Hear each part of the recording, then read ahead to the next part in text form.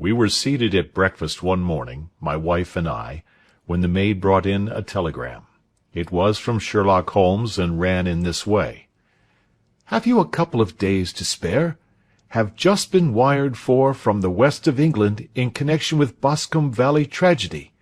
Shall be glad if you will come with me. Air and scenery perfect. Leave Paddington by the 11:15. "What do you say, dear?" said my wife, looking across at me. "Will you go?" "I really don't know what to say. I have a fairly long list at present." "Oh, Anstruther would do your work for you. You have been looking a little pale lately. I think that the change would do you good, and you are always so interested in Mr. Sherlock Holmes's cases." "I should be ungrateful if I were not, seeing what I gained through one of them," I answered. "But if I am to go, I must pack at once, for I have only half an hour." My experience of camp life in Afghanistan had at least had the effect of making me a prompt and ready traveller. My wants were few and simple, so that in less than the time stated I was in a cab with my valise, rattling away to Paddington Station. Sherlock Holmes was pacing up and down the platform, his tall, gaunt figure made even gaunter and taller by his long grey travelling cloak and close-fitting cloth cap. "It is really very good of you to come, Watson," said he.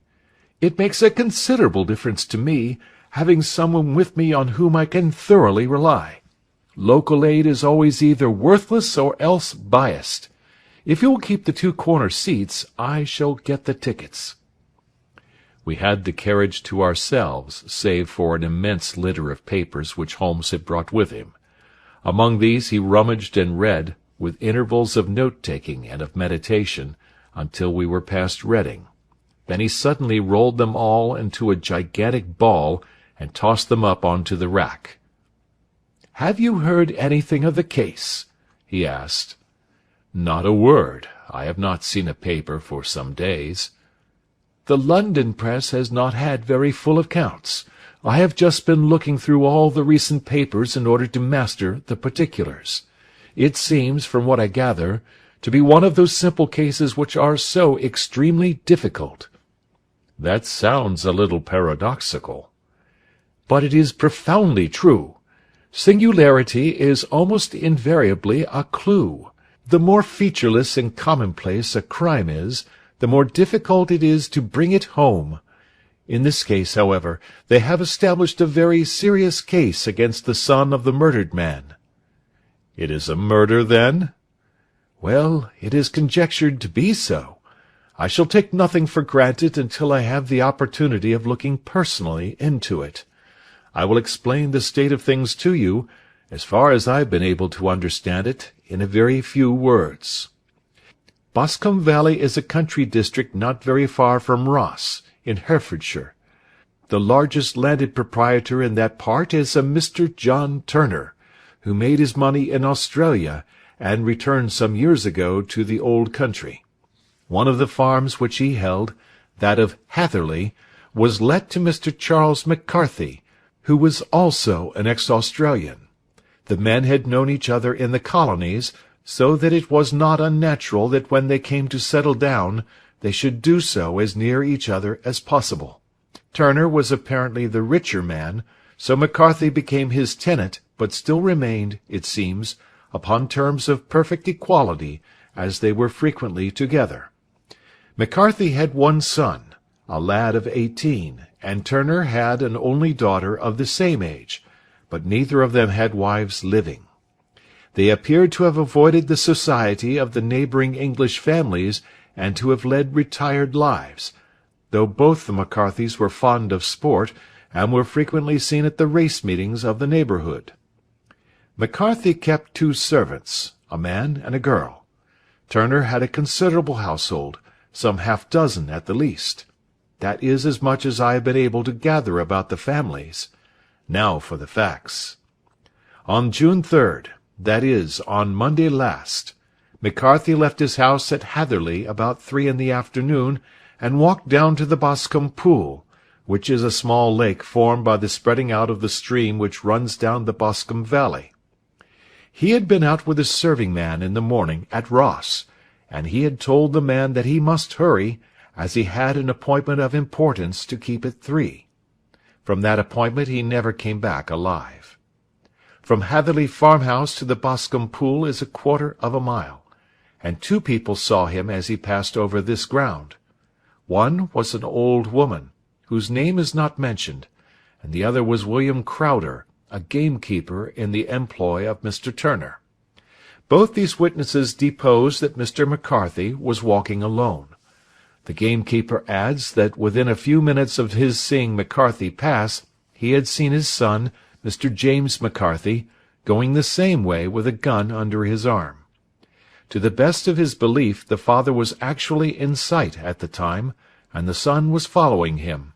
He thought no more of the matter until he heard in the evening of the tragedy that had occurred. The 2 McCarthys were seen after the time when William Crowder, the gamekeeper, lost sight of them.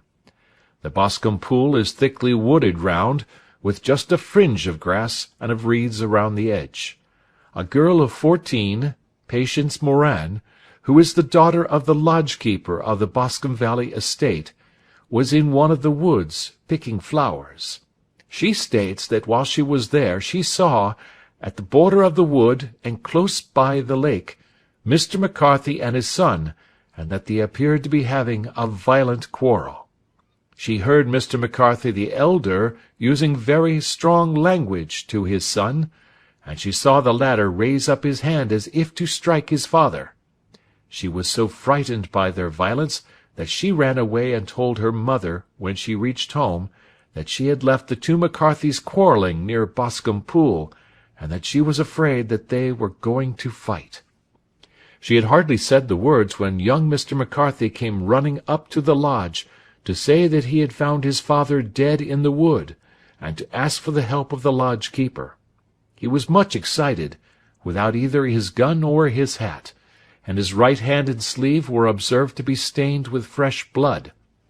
On following him, they found the dead body stretched out upon the grass beside the pool. The head had been beaten in by repeated blows of some heavy and blunt weapon. The injuries were such as might very well have been inflicted by the butt end of his son's gun, which was found lying on the grass within a few paces of the body. Under these circumstances the young man was instantly arrested, and a verdict of wilful murder having been returned at the inquest on Tuesday, he was on Wednesday brought before the magistrates at Ross, who have referred the case to the next assizes. Those are the main facts of the case, as they came out before the coroner and the police court. "I could hardly imagine a more damning case," I remarked. "If ever circumstantial evidence pointed to a criminal, it does so here." "Circumstantial evidence is a very tricky thing," answered Holmes thoughtfully. "It may seem to point very straight to one thing, but if you shift your own point of view a little, you will find it pointing in an equally uncompromising manner to something entirely different. It must be confessed, however, that the case looks exceedingly grave against the young man, and it is very possible that he is indeed the culprit. There are several people in the neighbourhood, however, and among them Miss Turner, the daughter of the neighbouring landowner, who believe in his innocence, and who have retained Lestrade, whom you may recollect in connection with the study in scarlet, to work out the case in his interest. Lestrade, being rather puzzled, has referred the case to me, and hence it is that 2 middle-aged gentlemen are flying westward at 50 miles an hour, instead of quietly digesting their breakfasts at home.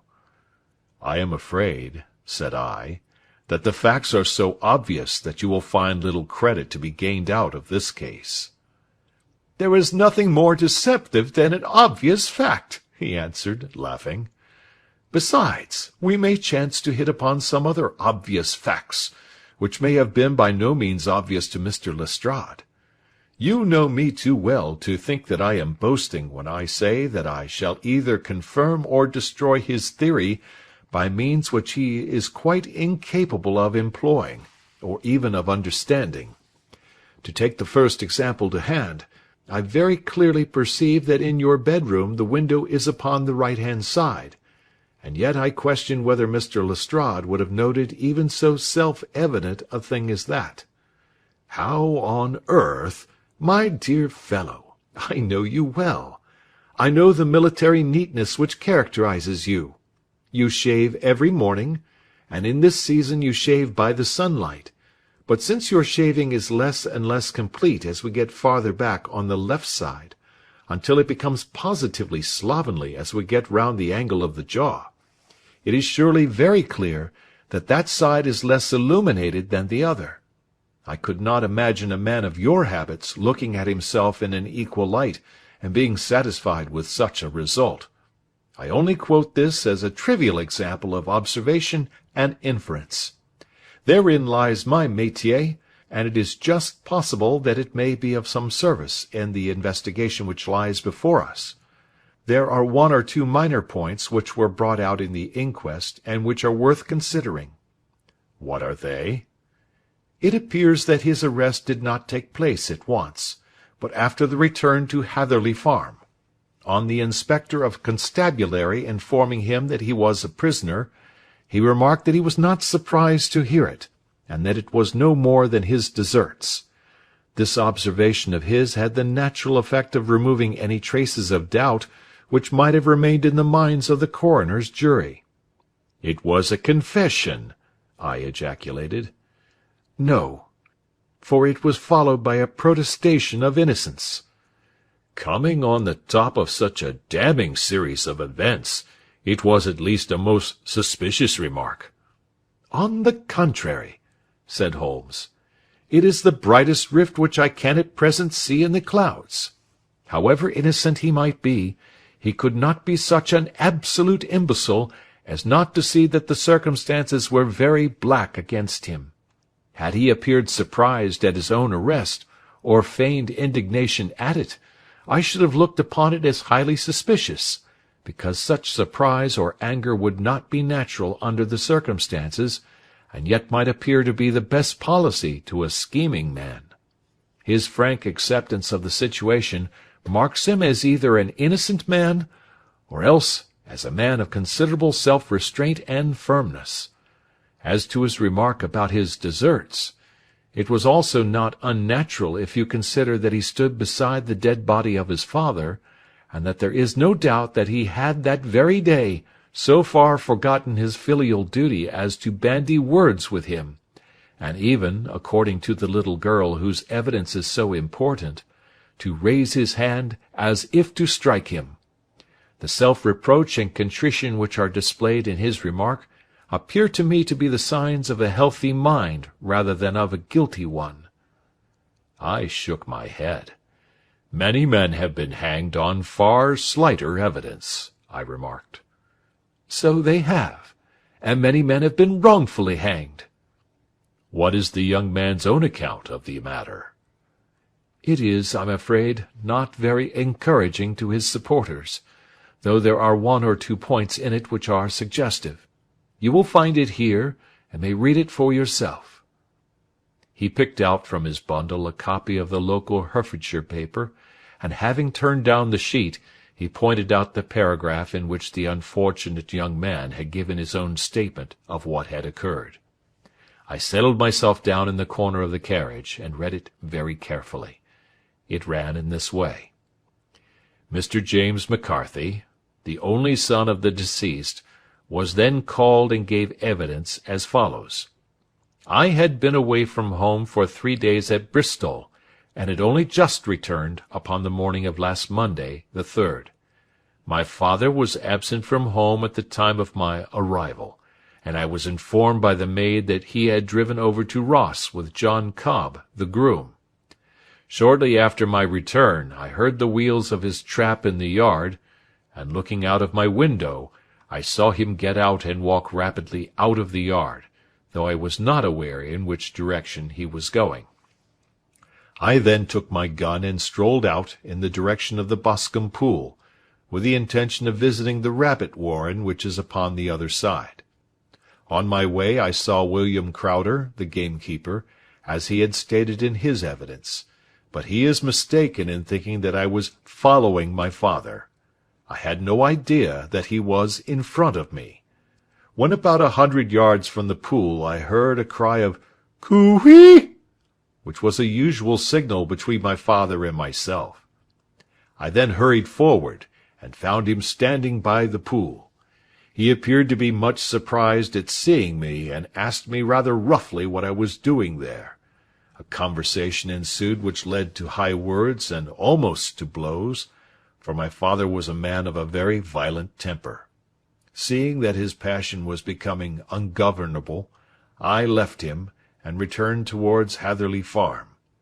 I had not gone more than 150 yards, however, when I heard a hideous outcry behind me, which caused me to run back again. I found my father expiring upon the ground, with his head terribly injured. I dropped my gun and held him in my arms, but he almost instantly expired. I knelt beside him for some minutes, and then made my way to Mr. Turner's lodge-keeper, his house being the nearest, to ask for assistance. I saw no one near my father when I returned, and I have no idea how he came by his injuries. He was not a popular man, being somewhat cold and forbidding in his manners, but he had, as far as I know, no active enemies. I know nothing further of the matter. The Coroner: Did your father make any statement to you before he died? Witness: He mumbled a few words, but I could only catch some allusion to a rat. The Coroner: What did you understand by that? Witness: It conveyed no meaning to me. I thought that he was delirious. The Coroner: What was the point upon which you and your father had this final quarrel? Witness: I should prefer not to answer. The Coroner: I am afraid that I must press it. Witness: It is really impossible for me to tell you. I can assure you that it has nothing to do with the sad tragedy which followed. The Coroner: That is for the court to decide. I need not point out to you that your refusal to answer will prejudice your case considerably in any future proceedings which may arise. Witness: I must still refuse. The Coroner: I understand that the cry of "Coo-ee!"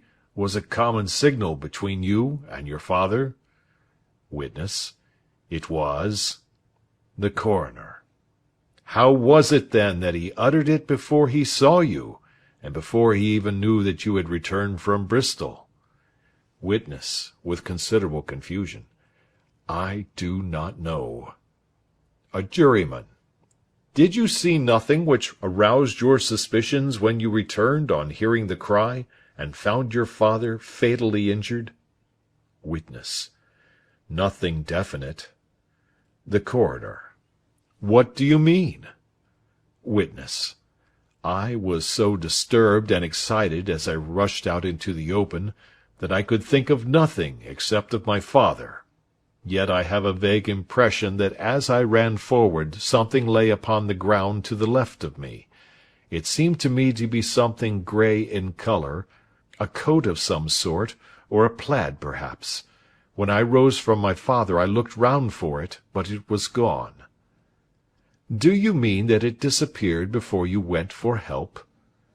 Yes, it was gone. You cannot say what it was? No, I had a feeling something was there. How far from the body? 12 yards or so. And how far from the edge of the wood? About the same. Then if it was removed, it was while you were within 12 yards of it? Yes, but with my back toward it. This concluded the examination of the witness. I see, said I, as I glanced down the column, that the coroner in his concluding remarks was rather severe upon young McCarthy. He calls attention, and with reason, to the discrepancy about his father having signalled to him before seeing him, also to his refusal to give details of his conversation with his father, and his singular account of his father's dying words. They are all, as he remarks, very much against the sun. Holmes laughed softly to himself and stretched himself out upon the cushioned seat. "Both you and the coroner have been at some pains," said he, "to single out the very strongest points in the young man's favour. Don't you see that you alternately give him credit for having too much imagination and too little? Too little, if he could not invent a cause of quarrel which would give him the sympathy of the jury; too much, if he evolved from his own inner consciousness anything so outré as a dying reference to a rat, and the incident of the vanishing cloth. No, sir, I shall approach this case from the point of view that what this young man says is true, and we shall see whither that hypothesis will lead us. And now here is my pocket Petrarch, and not another word shall I say of this case until we are on the scene of action. We lunch at Swindon, and I see that we shall be there in 20 minutes. It was nearly 4 o'clock when we at last, after passing through the beautiful Stroud Valley, and over the broad gleaming Severn, found ourselves at the pretty little country town of Ross. A lean, ferret-like man, furtive and sly-looking, was waiting for us upon the platform. In spite of the light brown dust-coat and leather leggings which he wore in deference to his rustic surroundings, I had no difficulty in recognizing Lestrade, of Scotland Yard. With him we drove to the Hereford Arms, where a room had already been engaged for us. "I have ordered a carriage," said Lestrade, as we sat over a cup of tea. "I knew your energetic nature, and that you would not be happy until you had been on the scene of the crime." "It was very nice and complimentary of you," Holmes answered. "It is entirely a question of barometric pressure." Lestrade looked startled. "I do not quite follow," he said. "How is the glass? 29, I see. No wind, and not a cloud in the sky. I have a caseful of cigarettes here which need smoking, and the sofa is very much superior to the usual country hotel abomination. I do not think that it is probable that I shall use the carriage to-night." Lestrade laughed indulgently. "You have, no doubt, already formed your conclusions from the newspapers," he said. "The case is as plain as a pikestaff, and the more one goes into it, the plainer it becomes. Still, of course, one can't refuse a lady, and such a very positive one, too. She has heard of you, and would have your opinion, though I repeatedly told her that there was nothing which you could do which I have not already done. Why, bless my soul, here is her carriage at the door." He had hardly spoken before there rushed into the room one of the most lovely young women that I have ever seen in my life. Her violet eyes shining, her lips parted, a pink flush upon her cheeks, all thought of her natural reserve lost in her overpowering excitement and concern. "Oh, Mr. Sherlock Holmes!" she cried, glancing from one to the other of us, and finally, with a woman's quick intuition, fastening upon my companion. "I am so glad that you have come. I have driven down to tell you so. I know that James didn't do it. I know it, and I want you to start upon your work knowing it, too. Never let yourself doubt upon that point. We have known each other since we were little children, and I know his faults as no one else does, but he is too tender-hearted to hurt a fly. Such a charge is absurd to anyone who really knows him." "I hope we may clear him, Miss Turner," said Sherlock Holmes. "You may rely upon my doing all that I can." "But you have read the evidence? You have formed some conclusion? Do you not see some loophole, some flaw? Do you not yourself think that he is innocent?" "I think that it is very probable." "There now!" she cried, throwing back her head and looking defiantly at Lestrade. "You hear? He gives me hopes." Lestrade shrugged his shoulders. "I am afraid that my colleague has been a little quick in forming his conclusions," he said. But he is right. Oh, I know that he is right. James never did it, and about his quarrel with his father, I am sure that the reason why he would not speak about it to the coroner was because I was concerned in it." "In what way?" asked Holmes. "It is no time for me to hide anything. James and his father had many disagreements about me. Mr. McCarthy was very anxious that there should be a marriage between us. James and I have always loved each other as brother and sister, but of course he is young and has seen very little of life yet, well, he naturally did not wish to do anything like that yet. And there were quarrels, and this, I am sure, was one of them." "And your father?" asked Holmes. "Was he in favour of such a union?" "No, he was quite averse to it also. No one but Mr. McCarthy was in favour of it." A quick blush passed over her fresh young face as Holmes shot one of his keen, questioning glances at her. "Thank you for this information," said he. "May I see your father if I call to-morrow?" "I am afraid the doctor won't allow it." "The doctor?" "Yes. Have you not heard? Poor father has never been strong for years back, but this has broken him down completely. He is taken to his bed, and Dr. Willows says that he is a wreck, and that his nervous system is shattered.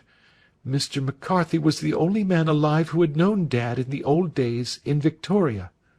"Ha! In Victoria! That is important." "Yes, at the mines." "Quite so, at the gold mines, where, as I understand, Mr. Turner made his money." "Yes, certainly." "Thank you, Miss Turner. You have been of material assistance to me." "You will tell me if you have any news to-morrow. No doubt you will go to the prison to see James. Oh, if you do, Mr. Holmes, do tell him that I know him to be innocent." "I will, Miss Turner."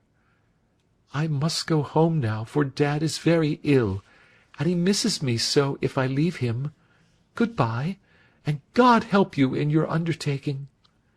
She hurried from the room as impulsively as she had entered, and we heard the wheels of her carriage rattle off down the street. "I am ashamed of you, Holmes," said Lestrade with dignity after a few minutes' silence. "Why should you raise up hopes which you are bound to disappoint?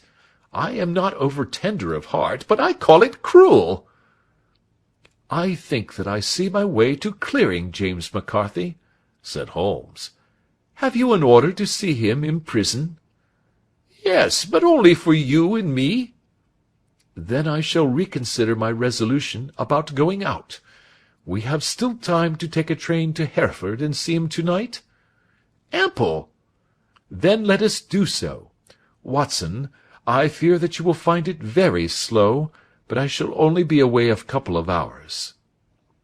I walked down to the station with them, and then wandered through the streets of the little town, finally returning to the hotel, where I lay upon the sofa and tried to interest myself in a yellow-backed novel. The puny plot of the story was so thin, however, when compared to the deep mystery through which we were groping, and I found my attention wander so continually from the action to the fact, that I at last flung it across the room and gave myself up entirely to a consideration of the events of the day.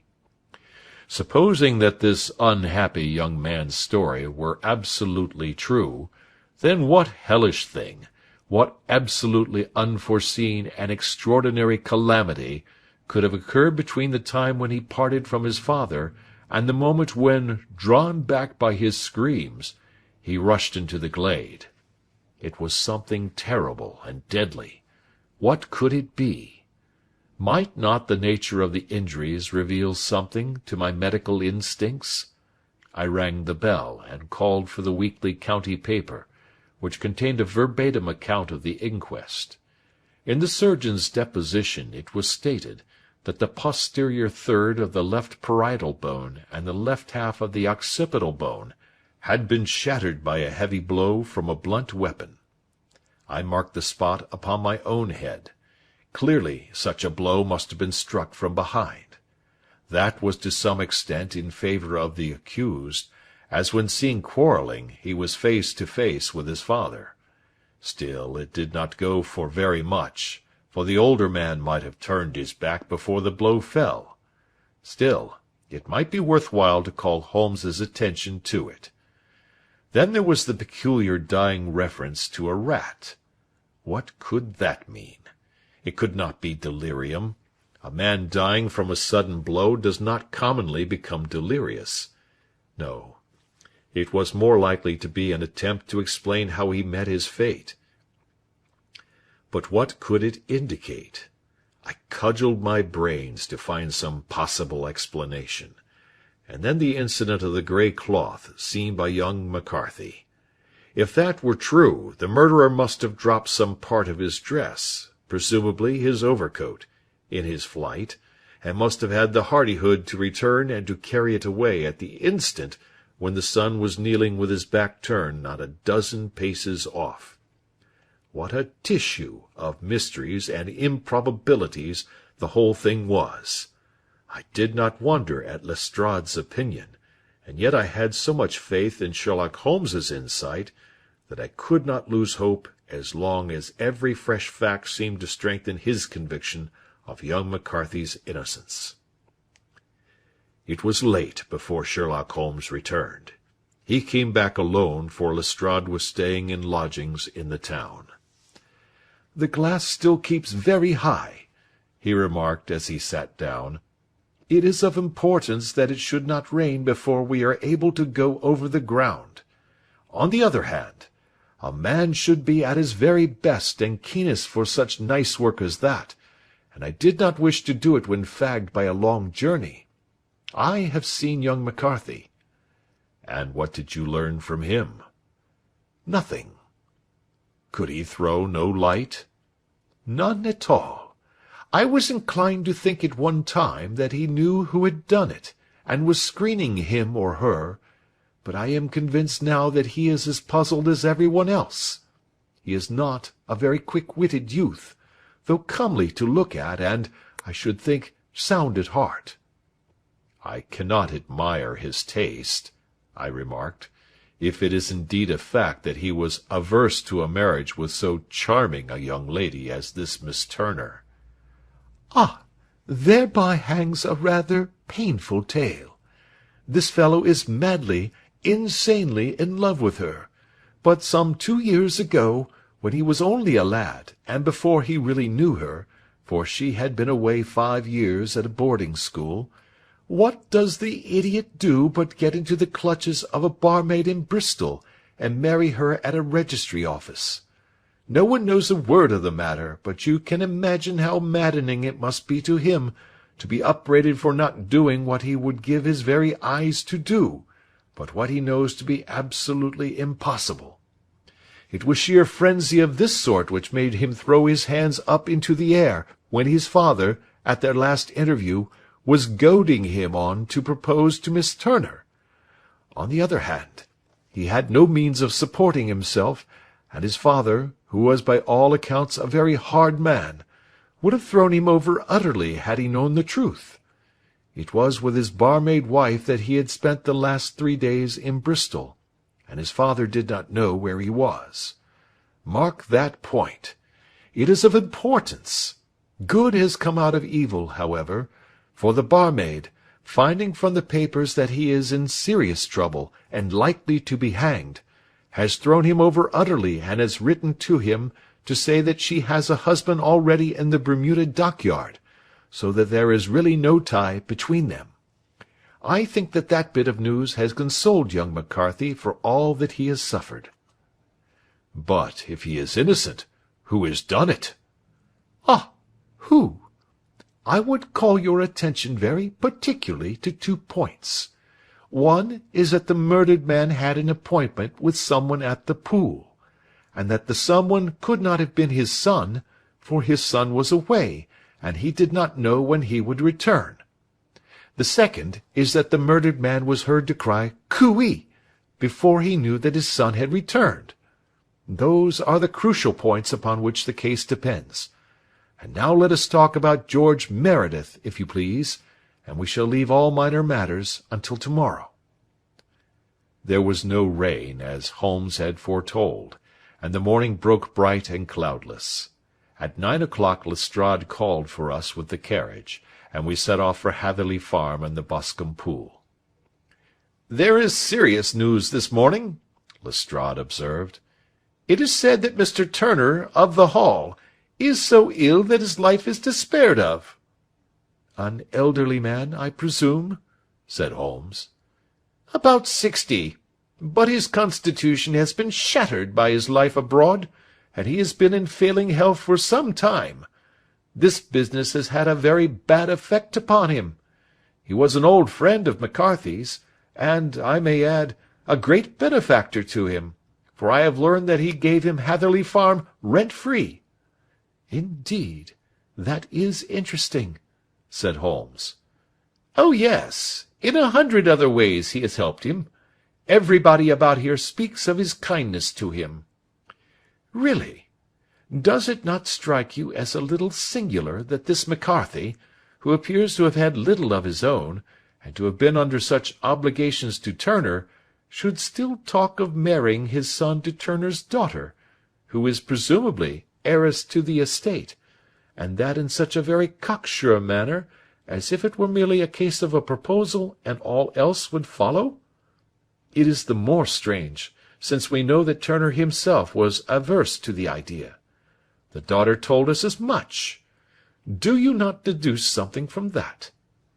"We have got to the deductions and the inferences," said Lestrade, winking at me.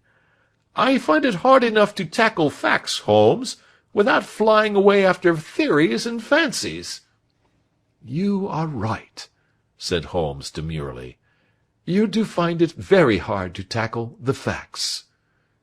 "Anyhow, I have grasped one fact which you seem to find it difficult to get hold of," replied Lestrade with some warmth. "And that is?"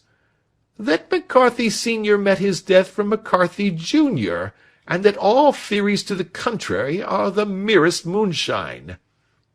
"Well, moonshine is a brighter thing than fog," said Holmes, laughing.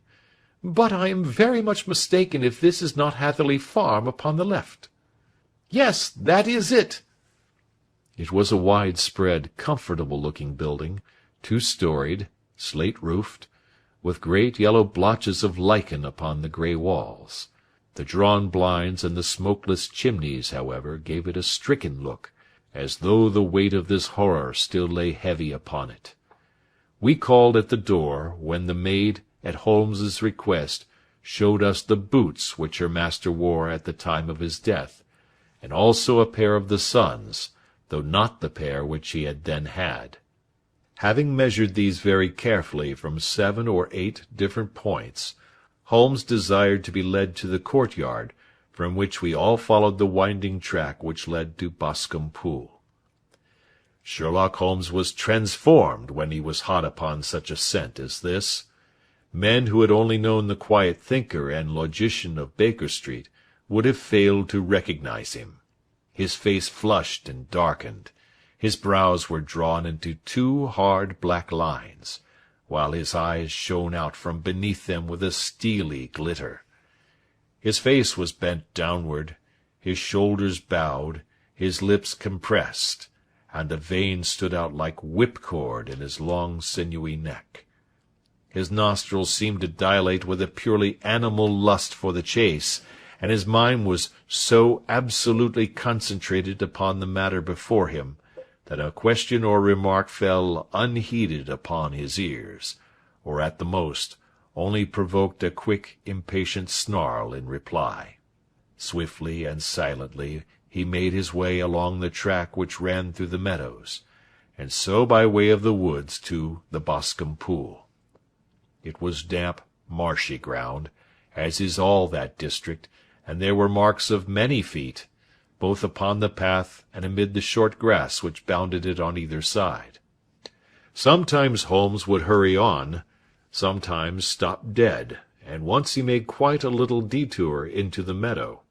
Lestrade and I walked behind him, the detective indifferent and contemptuous, while I watched my friend with the interest which sprang from the conviction that every one of his actions was directed towards a definite end.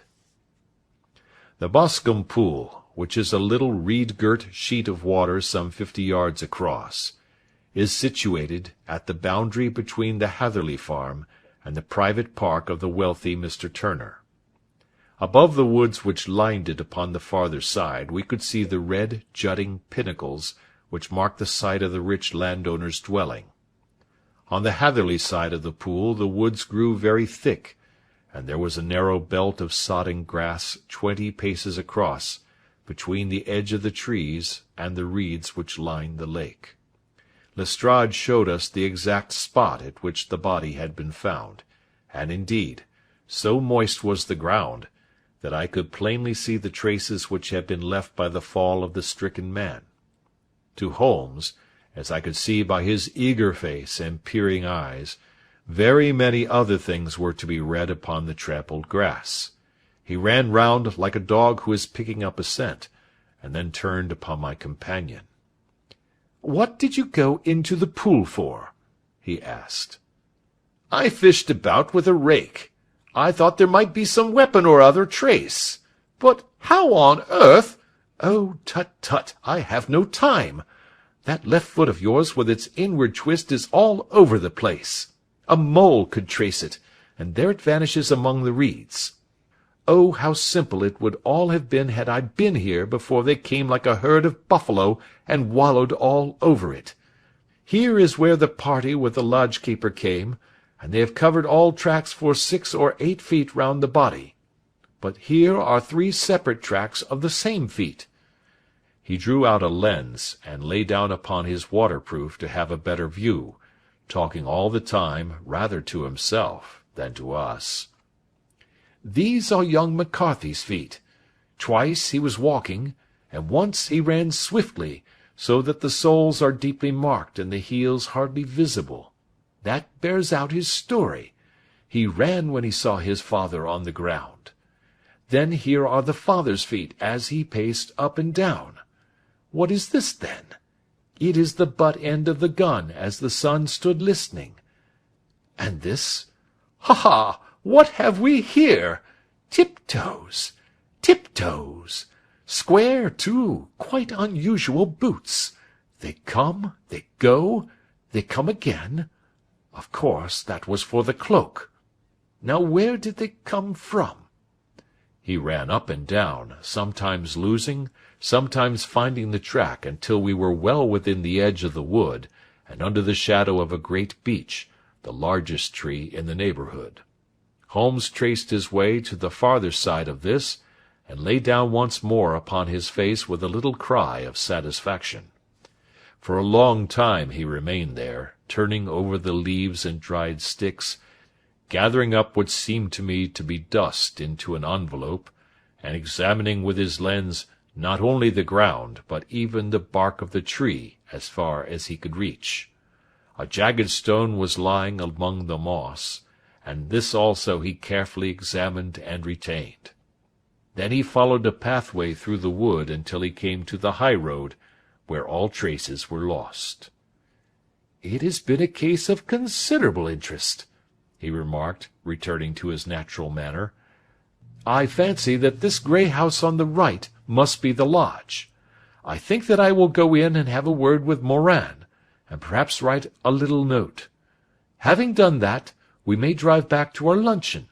You may walk to the cab, and I shall be with you presently." It was about 10 minutes before we regained our cab and drove back into Ross, Holmes still carrying with him the stone which he had picked up in the wood. "This may interest you, Lestrade," he remarked, holding it out. "The murder was done with it." "I see no marks." "There are none." "How do you know, then?" "The grass was growing under it. It had only lain there a few days. There was no sign of a place whence it had been taken.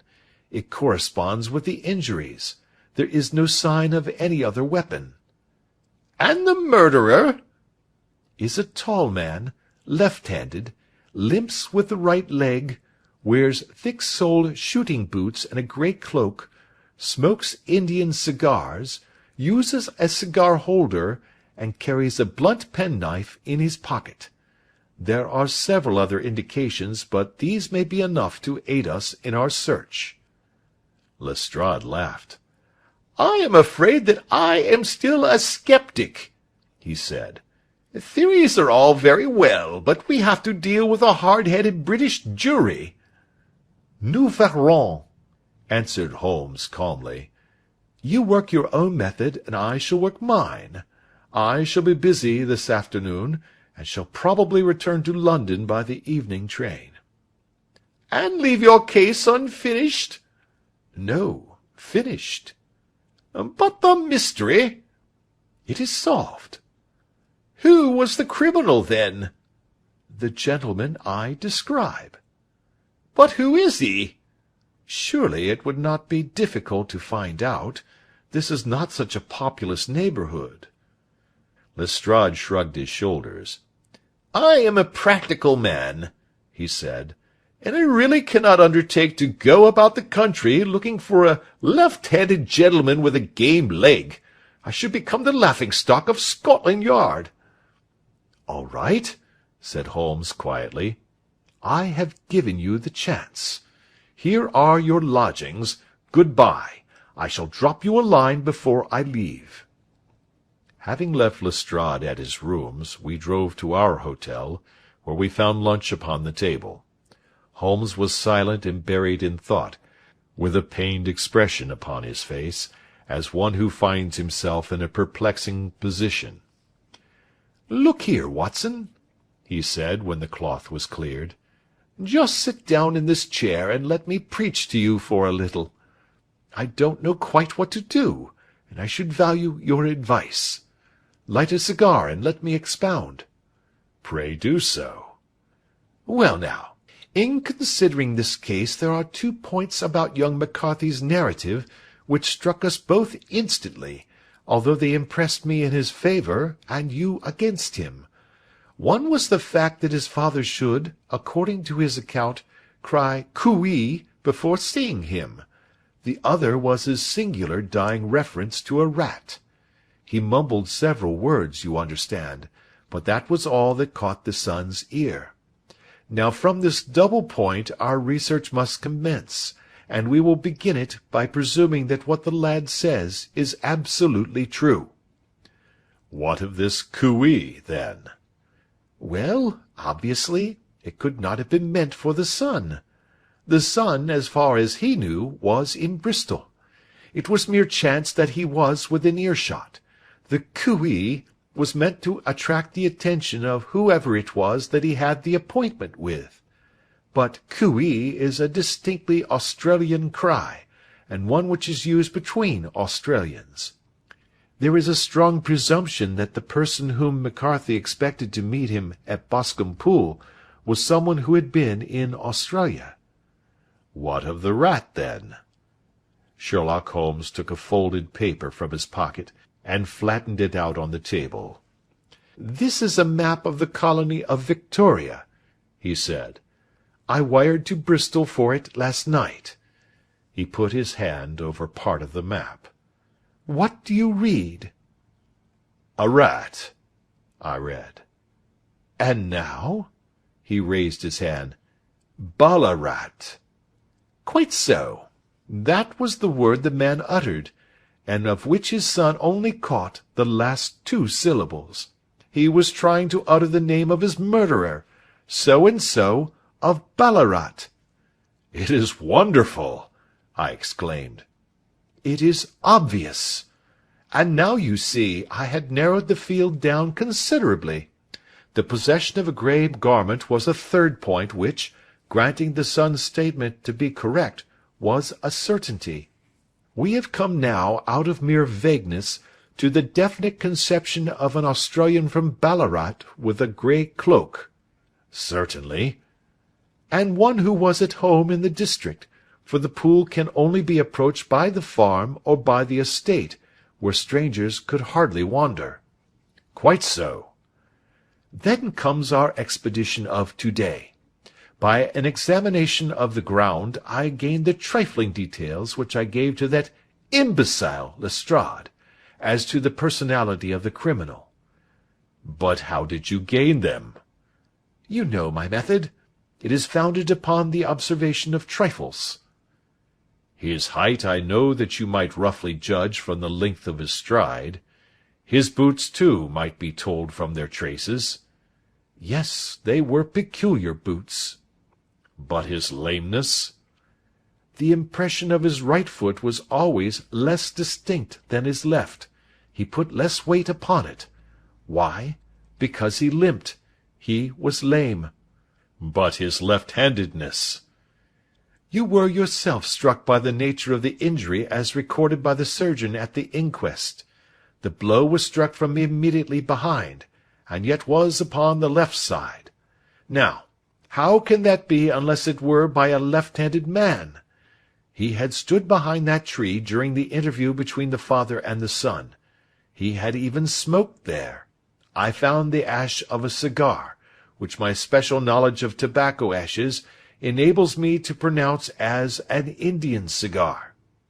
I have, as you know, devoted some attention to this, and written a little monograph on the ashes of 140 different varieties of pipe, cigar, and cigarette tobacco. Having found the ash, I then looked round and discovered the stump among the moss where he had tossed it.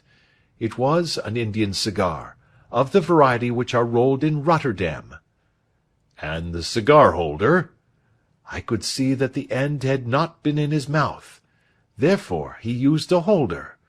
The tip had been cut off, not bitten off, but the cut was not a clean one, so I deduced a blunt penknife.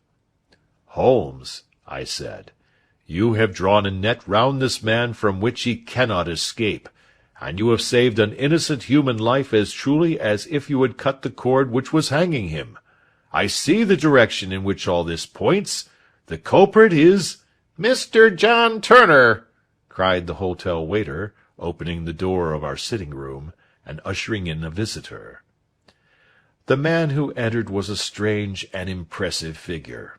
His slow, limping step and bowed shoulders gave the appearance of decrepitude, and yet his hard, deep-lined, craggy features, and his enormous limbs showed that he was possessed of unusual strength of body and of character. His tangled beard, grizzled hair, and outstanding drooping eyebrows combined to give an air of dignity and power to his appearance, but his face was of an ashen white, while his lips and the corners of his nostrils were tinged with a shade of blue. It was clear to me at a glance that he was in the grip of some deadly and chronic disease. "Pray sit down on the sofa," said Holmes gently. "You had my note." "Yes, the lodge-keeper brought it up. You said that you wished to see me here to avoid scandal." "I thought people would talk if I went to the hall." "And why did you wish to see me?" He looked across at my companion with despair in his weary eyes, as though his question was already answered. "Yes," said Holmes, answering the look rather than the words. "It is so. I know all about McCarthy." The old man sank his face in his hands. "God help me!" he cried. "But I would not have let the young man come to harm. I give you my word that I would have spoken out if it went against him at the assizes." "I am glad to hear you say so," said Holmes gravely. "I would have spoken now had it not been for my dear girl. It would break her heart. It will break her heart when she hears that I am arrested." "It may not come to that," said Holmes. "What?" "I am no official agent. I understand that it was your daughter who required my presence here, and I am acting in her interests. Young McCarthy must be got off, however." "I am a dying man," said old Turner. "I have had diabetes for years. My doctor says it is a question whether I shall live a month. Yet I would rather die under my own roof than in a jail." Holmes rose and sat down at the table with his pen in his hand and a bundle of paper before him. "Just tell us the truth," he said. "I shall jot down the facts. You will sign it, and Watson here can witness it. Then I could produce your confession at the last extremity to save young McCarthy. I promise you that I shall not use it unless it is absolutely needed." "It's as well," said the old man. "It's a question whether I shall live to the assizes, so it matters little to me, but I should wish to spare Alice the shock. And now I will make the thing clear to you. It has been a long time in the acting, but will not take me long to tell. You didn't know this dead man, McCarthy. He was a devil incarnate. I tell you that. God keep you out of the clutches of such a man as he. His grip has been upon me these 20 years, and he has blasted my life. I'll tell you first how I came to be in his power. It was in the early 60s at the diggings. I was a young chap then, hot-blooded and reckless, ready to turn my hand at anything. I got among bad companions, took to drink, had no luck with my claim, took to the bush, and in a word became what you would call over here a highway robber. There were 6 of us, and we had a wild, free life of it, sticking up a station from time to time, or stopping the wagons on the road to the diggings. Black Jack of Ballarat was the name I went under, and our party is still remembered in the colony as the Ballarat Gang. One day a gold convoy came down from Ballarat to Melbourne, and we lay in wait for it and attacked it. There were 6 troopers and 6 of us, so it was a close thing, but we emptied 4 of their saddles at the first volley. 3 of our boys were killed, however, before we got the swag. I put my pistol to the head of the wagon driver, who was this very man McCarthy. I wished to the Lord that I had shot him then, but I spared him, though I saw his wicked little eyes fixed on my face, as though to remember every feature. We got away with the gold, became wealthy men, and made our way over to England without being suspected. There I parted from my old pals and determined to settle down to a quiet and respectable life. I bought this estate, which chanced to be in the market, and I set myself to do a little good with my money, to make up for the way in which I had earned it. I married, too, and though my wife died young, she left me my dear little Alice. Even when she was just a baby, her wee hand seemed to lead me down the right path as nothing else had ever done. In a word, I turned over a new leaf, and did my best to make up for the past. All was going well when McCarthy laid his grip upon me. I had gone up to town about an investment, and I met him in Regent Street with hardly a coat to his back or a boot to his foot. "Here we are, Jack," says he, touching me on the arm. "We'll be as good as a family to you. There's 2 of us, me and my son, and you can have the keeping of us. If you don't, it's a fine law-abiding country is England, and there's always a policeman within hail." Well, down they came to the West Country. There was no shaking them off, and there they have lived rent-free on my best land ever since. There was no rest for me, no peace, no forgetfulness. Turn where I would, there was his cunning, grinning face at my elbow. It grew worse as Alice grew up, for he soon saw I was more afraid of her knowing my past than of the police. Whatever he wanted he must have, and whatever it was I gave him without question, land, money, houses, until at last he asked a thing which I could not give. He asked for Alice. His son, you see, had grown up, and so had my girl, and as I was known to be in weak health, it seemed a fine stroke to him that his lad should step into the whole property. But there I was firm. I would not have his cursed stock mixed with mine. Not that I had any dislike to the lad, but his blood was in him, and that was enough. I stood firm. McCarthy threatened. I braved him to do his worst. We were to meet at the pool midway between our houses to talk it over. When I went down there I found him talking with his son, so I smoked a cigar and waited behind a tree until he should be alone.